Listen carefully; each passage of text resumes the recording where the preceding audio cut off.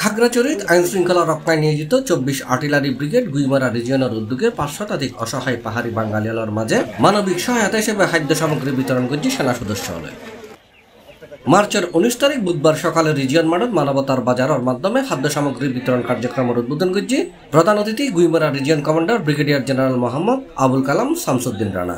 আসলে বুঝতে চাচ্ছে না সবার জন্যই হবে এখানে, বাট তারপরে ভাবছে যে শেষ যদি হয়ে যায়। খাদ্য সামগ্রীর মধ্যে আছিল চৈল, ডাইল, তেল, চিনি এবং সেমাই। বিভিন্ন স্টলত পৃথক পৃথকভাবে সাজায় রাখেন পণ্য নিজের প্রয়োজন মতো ব্যাগ ভর্তি করে লেগেই পাহাড়ি বাঙালির সহায় পরিবার কিনি। এই সময় রিজিয়ন কমান্ডারে হই পার্বত্যাঞ্চলের মানুষ শান্তপ্রিয় সরকারও পার ও শান্তির প্রতিষ্ঠায় হাজ গরিজার। পার ও শান্তি সম্প্রীতি রক্ষার পাশাপাশি অসহায় মানুষের কল্যাণে হাজ গরিজার বাংলাদেশ সেনাবাহিনী উন্নয়নের এই দ্বারা অব্যাহত থাকে বলেও জানাই তিনি। অনুষ্ঠানত রিজিয়নের পদস্থ সামরিক কর্মকর্তা উপস্থিত আছেন।